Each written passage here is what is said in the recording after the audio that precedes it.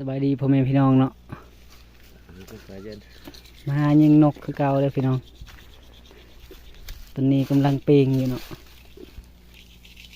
กินข้าวเที่ยงเลยทุกคนยิงตามกกมังไห้เลยเนาะท่ายิงอยู่กกมังไห้นี่แหละนี่กกมังไห้เนาะ11 โมงแล้วนกกาเงียบๆแล้วนกนับทำงาน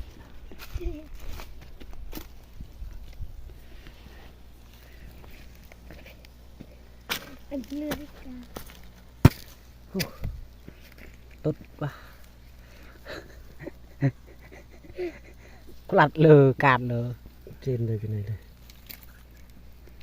แมงมุมเลียอย่างอันไหนใกล้จะสุกแล้วเนาะ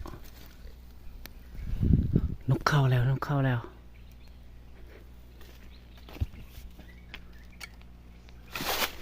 ไปยิงไปคนนี้นะครับเส้นนี่ลีเรียมันยังต่ำ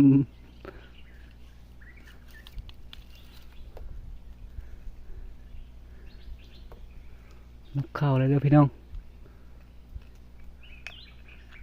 นั่นไปยิงกันเนาะกินข้าวบันนี้กินข้าวเลยพี่น้องกินกับไอเซนนี่เนาะเสียบเลยพี่น้องมากินข้าวนำกันเนาะอยากแท็กไปเอาไปดูนะเขา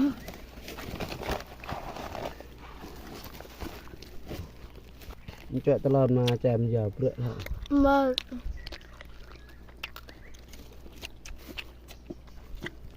เนี่ยอันเนี่ยไงเนี่ยlà thầuเนี่ยไงเรากินเนี่ยไปง่ายเนี่ยไงปังเพิ่มนี่สิเนี่ยเพื่อนครับพี่น้องเนี่ยปันยังไงครับได้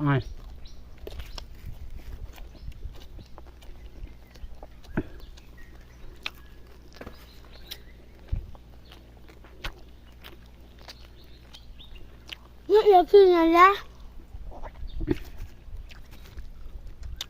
ทางเดินเอาวันนี้ก็มันดักยิงวันเก่าเนาะกินข้าวแล้ว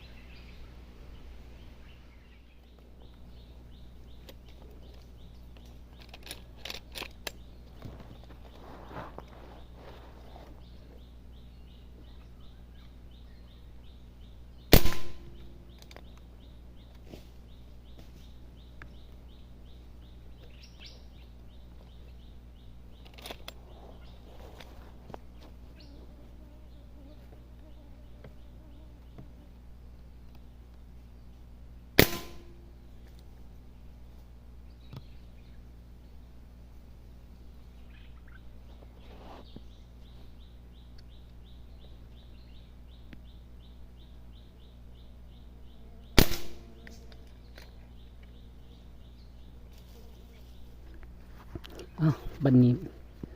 พาทุกคนไปเก็บเนาะเอาไว้ดุนยันตัวจรมันกิน2 ตัวเนาะยิงตก2 ตัว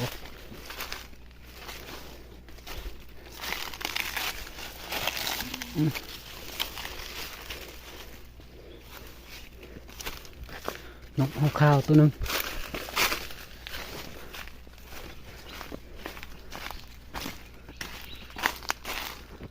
ตรงนี้แหละ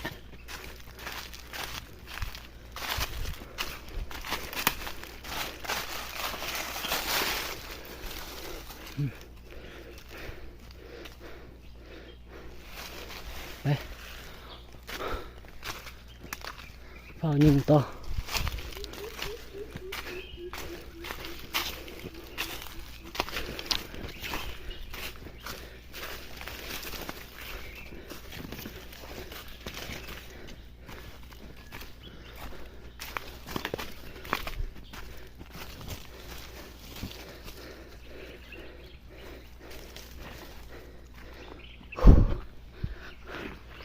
เมื่อยเติบนะทุกคน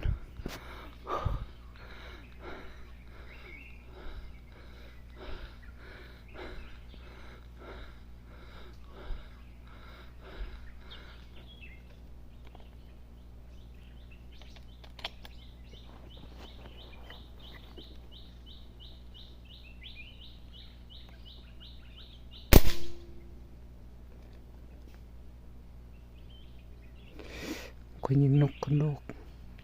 งานนั่นนะบ่ตายเว้ยจักมันเจิดไปทางไหนนกเข้าเลยยิงถึกแน่บ่ถึกแน่อีกอย่างก็กกมันอยากสูงนั่นเอง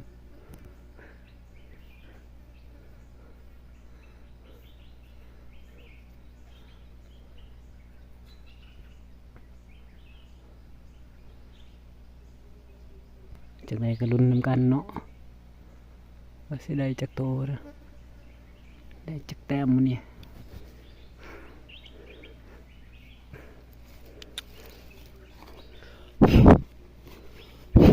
ลูกตอกเด้อ5.2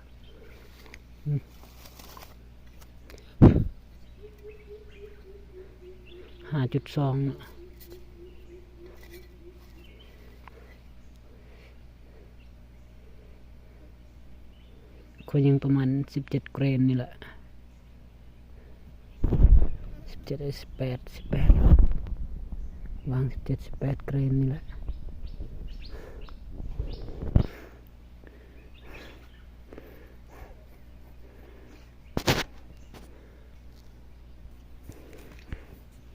นี่ตัวนี้ก็เก็บแต้มตรงนี้เนาะ2ตัวแล้วก็ยิงเนาะ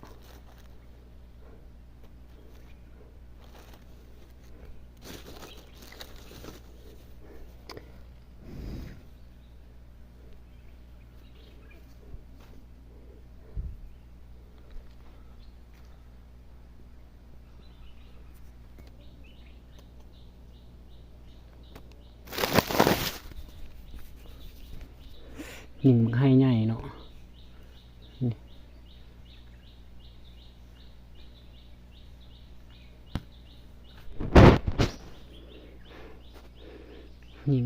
ยิงได้แต้มหนึ่งแล้วเนาะพุ่นขายถึงพุ่นนกขาแล้วนะทุกคนจังหน่อยกาเก็บจังหน่อยอีกเนาะขายอยู่งานนั่นแหละ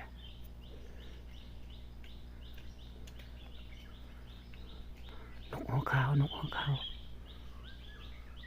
นกหัวขาวทุกคน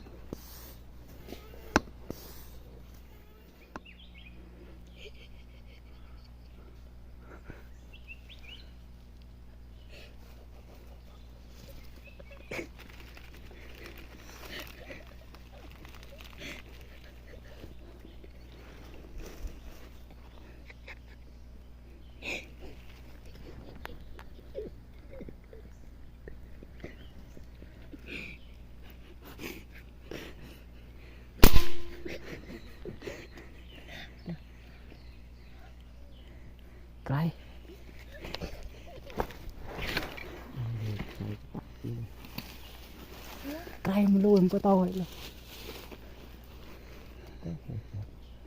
đây chậm cho chào là phải đi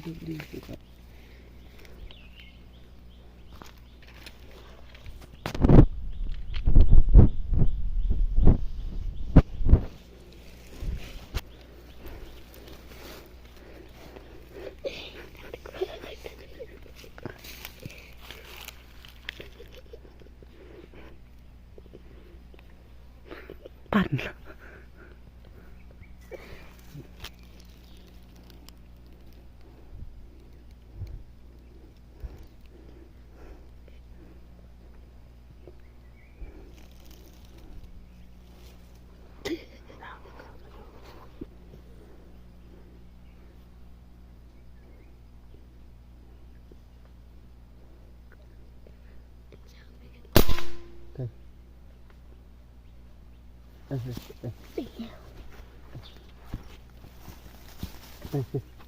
อะไรเลย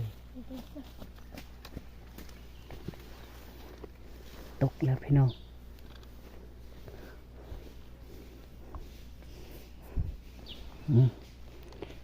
ผลงานเฮาเนาะลุ้นกันตอนแรงว่าสิได้จักแต้ม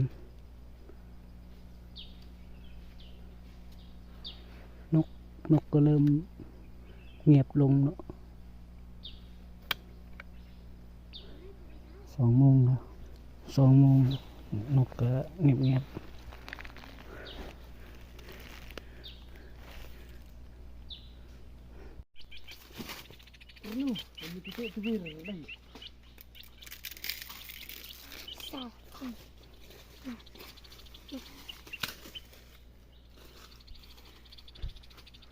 นกคายอยู่เทิงพุ่นพี่น้อง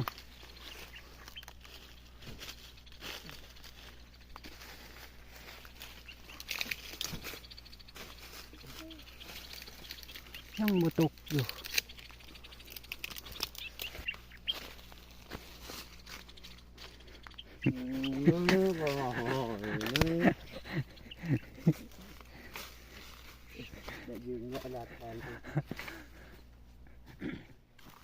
เอา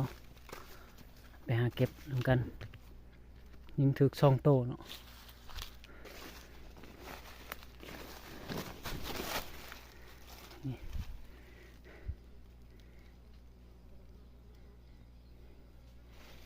ถึกหัวเซย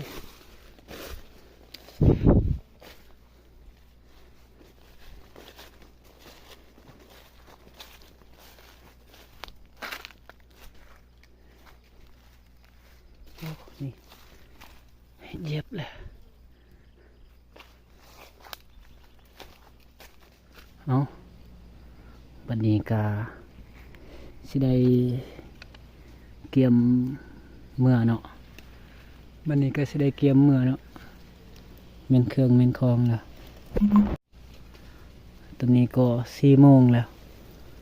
เกียมเครื่องเกียมคองแล้วออกไปอยู่ทางพุ่นเนาะออกไปอยู่รถพุ่นไปออกไปนำกันเนาะจังหน่อยสรุปผลงานนำกันเนาะเราได้จักโตมื้อนี้นะได้จักแต้มออกไปพุ่นบุญลายก็กำลังยังหายิ่งนะแต่ว่าบางไฮนี่บ่มีโตยังเข้าแล้วที่ได้เกมเครื่องไปถ่าเขาอยู่รถเนาะไปถ่าบุญลายอยู่รถพุ่นแหละ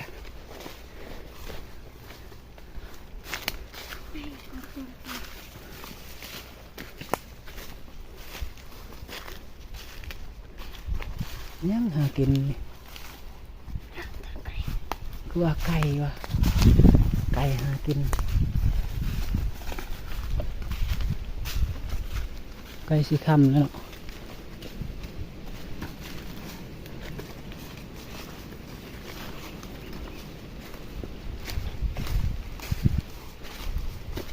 ยังกว่านั้นเห็ดนะ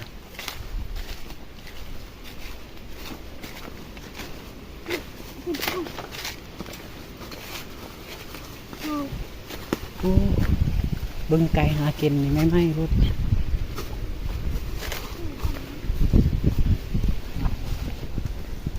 โอ้มืดเลยทุกคนฟ้ามืดกับห้องมือดนเมื่อแล้วเนาะ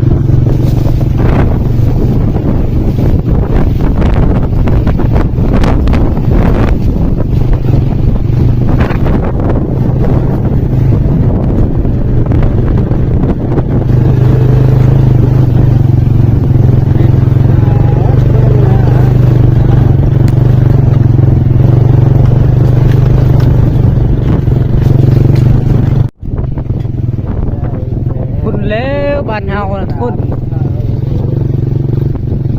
คุณแล้วบ้านเฮานะลงภูแล้วทุกคนเอ้ยนี่แหละบ้านเฮานี่ที่ลงภูใช้ปืนไว้เลยกูเม็ดแล้วเล่นเป่าบอก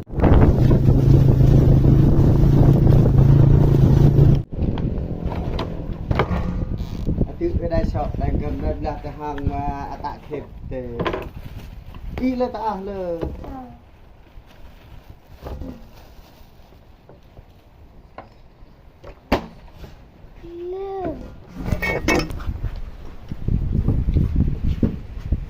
liar là này cứ mà nằm là cái chân thon luôn này thời gian สรุปผลงานเนาะในสำนี